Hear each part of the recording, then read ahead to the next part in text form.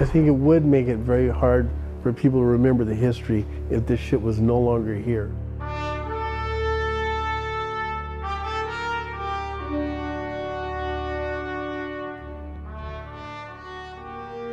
It gets my imagination going to think about who must have lived in this room or eaten in this place, and you can smell it and you can feel it, and there's not a lot of places where you can do that necessarily.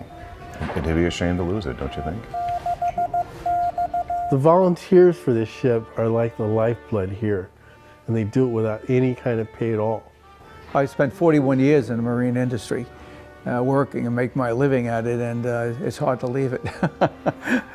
The other day we came on board to do paperwork, and we had busted a bow line up forward, so we were working with 4 old men up there trying to pull this line in, which took about 4 hours. Any ship you have to work all the time. Can't let it rot. The ship exterior is steel, so there's always issues with rust and rust abatement. The metal's chipping away. Eventually, that would be gone if this isn't fixed soon. This whole piece would have to be cut and replaced. Our boilers went out in 2014. That's when we did our last victory cruise.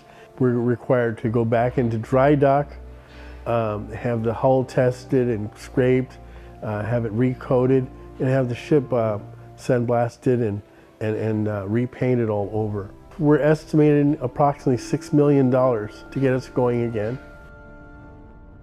We are finding it more and more difficult as time passes to be attractive to the younger crowd, because World War II, it's less in their mind.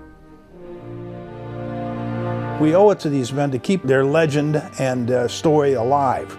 And I'm a great believer in that. And that's a history that we can't lose. We honor the people that serve these ships, but we have to also give honor to the ships themselves, to have them continue on and remain part of our history as opposed to just a story in a book.